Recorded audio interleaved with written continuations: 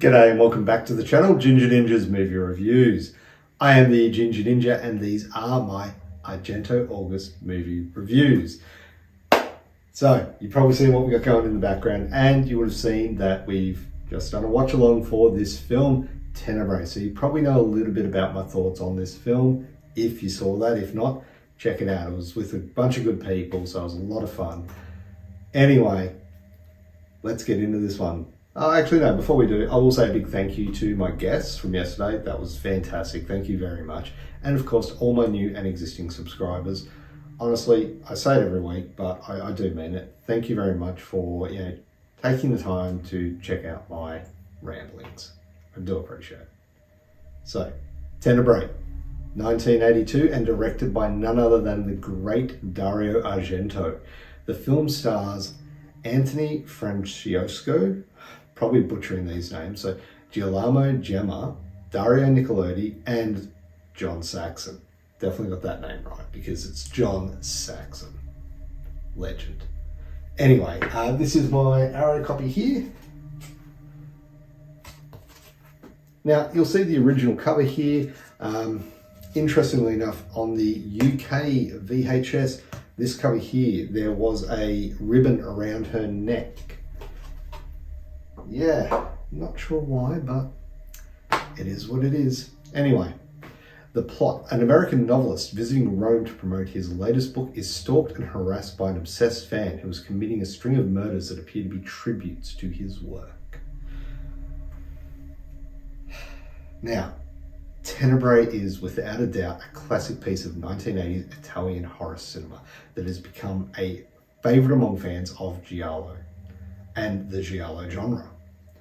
Now, if you're into a blend of murder mysteries, stylized violence, and psychological thrills, this film, it's got plenty on offer right there. It's known for its graphic violence, its intricate plot, and its stylized cinematography. This film is both celebrated for its contributions to the genre and critiqued for its controversial content. Now, yeah, I honestly, I'm going to dive into this, and like I said, you probably, if you watch the live stream, watch along the other day, then you probably won't be surprised as to how much I enjoyed this one. But let's have a look into why.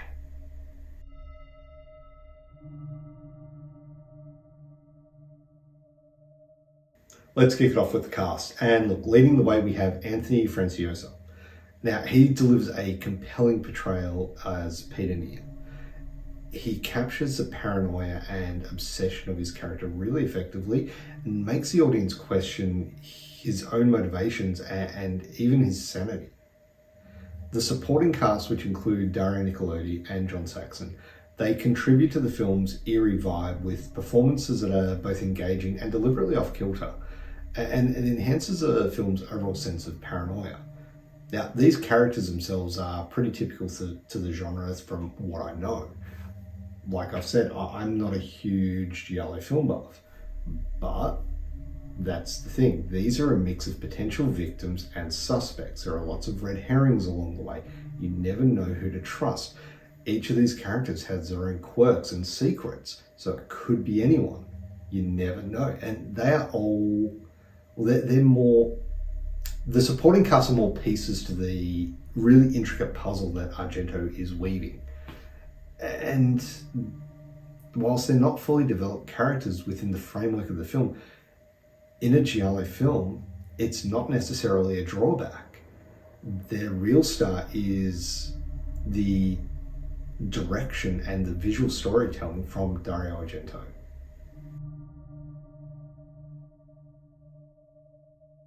So now on to the directing and the writing. And look, I'm not going to beat around the bush, I'm not going to mince words.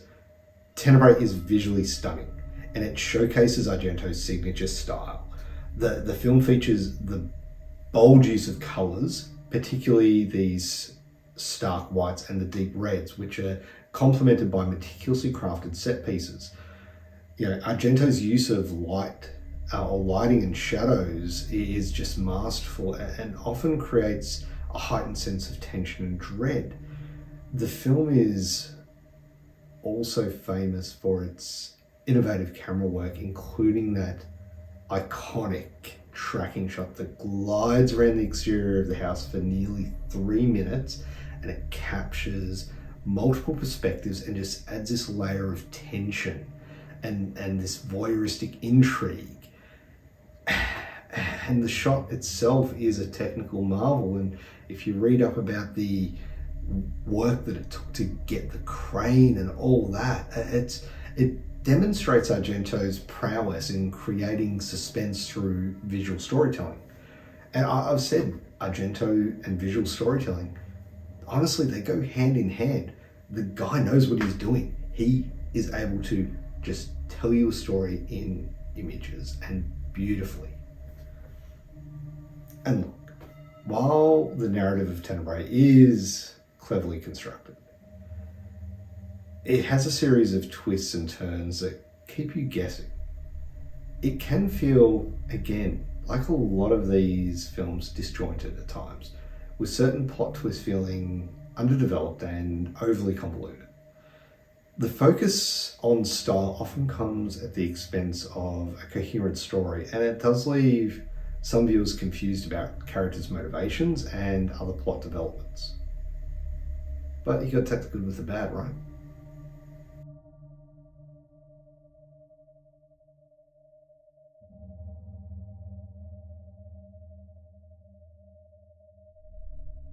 Now on to the effects. And look, this film does not shy away from graphic violence.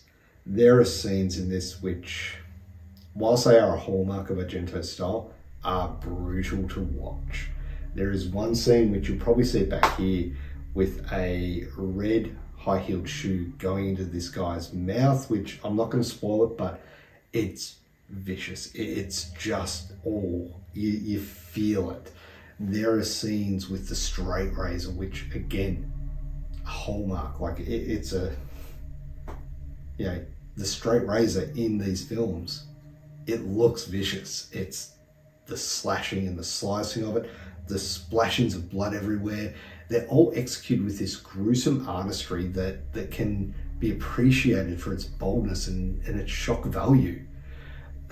This aligns with, as far as I'm aware, Giallo genre's sense of stylized violence. It's violence, but there's a certain level of artwork to it. Now, I mentioned the splashings of blood and across the white wall, the stark whites that are used, deep reds. It's a well-known image, and it's not quite there, but that's pretty much it. You might even see it in the background here. It's just this, and I'll pop it up, but it's just this spraying of red blood on a white wall. It's amazing. It just stands out so well. So yeah, there's some really good effects in this. So now on to rewatchability, and would I rewatch this one? Well, this is one of my personal favorite Argento films. The pacing is spot on, the tension is just all the way throughout. It's just tense, tense, tense. The camera work is just amazing. So would I rewatch this? 100% I would.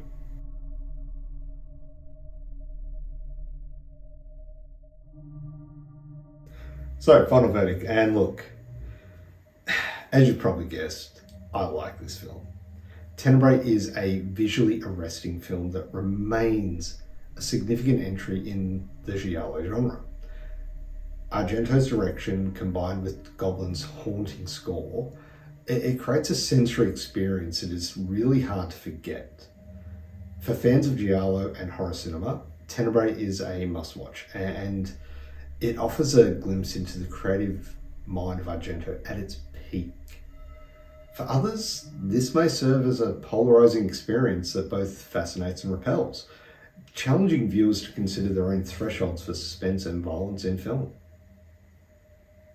Overall, for a score, I would give Tenebrae a 9 out of 10. And there you have it. That is my review of Tenebrae. Have you seen this film? Let me know what you thought of it down below. Like, as you can tell, I'm a huge fan of this one. I really enjoy it, so I'm keen to hear your thoughts. Am I right? Am I wrong?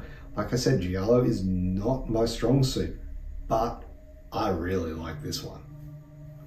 Anyway, look, before I ramble on too much, thank you very much for watching. If you haven't already, please do hit that thumbs up button, it'd be much appreciated. And of course, if you've made it through my gushings on this film, hit that subscribe button and also hit that notification so that way you're notified every time I do release a new review. Now, it is coming up to September, so what have we got on for September? Well, Trashy Tuesdays will be back. We'll be getting back into them. There's going to be some good ones. And we've also got a new franchise Friday kicking off, which will be Wishmaster.